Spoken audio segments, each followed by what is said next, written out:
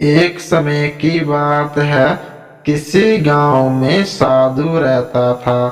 वह भगवान का बहुत बड़ा भक्त था और निरंतर एक पेड़ के नीचे बैठकर तपस्या किया करता था।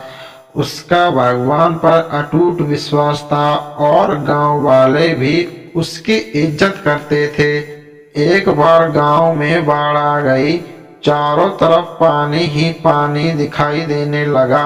सभी लोग अपनी जान बचाने के लिए ऊंचे स्थान की तरफ बढ़ने लगे।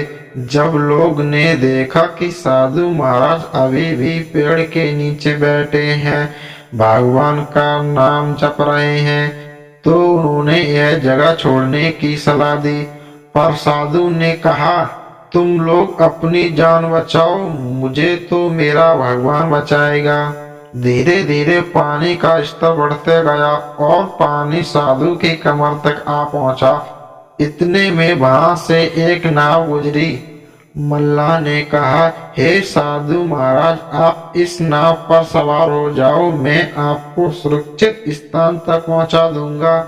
नहीं, मुझे तुम्हारी मदद की आवश्यकता नहीं है, मुझे तो मेरा भगवान बचाएगा, साधु ने उत्तर दे दिया। नाव वाला चुपचाप वहां से चला गया।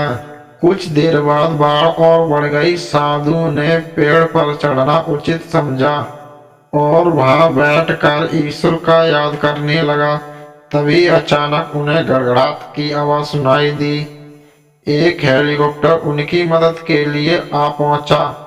बचाव दल ने एक रस्सी लटकाई और साधु को उसे जोर से पकड़ने को आग्रह किया। पर साधु बोला, मैं इसे नहीं पकड़ूंगा, मुझे तो मेरा भगवान बचाएगा। उनकी हट के आगे बचाव दल भी उन्हें लिए बगैर वहां से चले गए।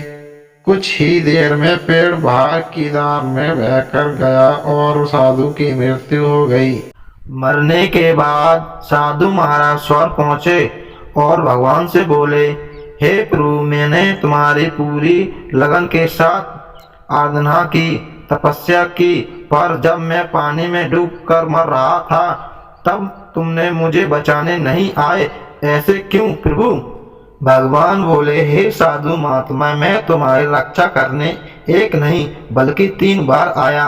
पहले ग्रामीण के रूप में, दूसरा नाव वाले के रूप में और तीसरा हेलीकॉप्टर बचाव दल के रूप में, किंतु तुम मेरे इन अवसरों को पहचान नहीं पाए।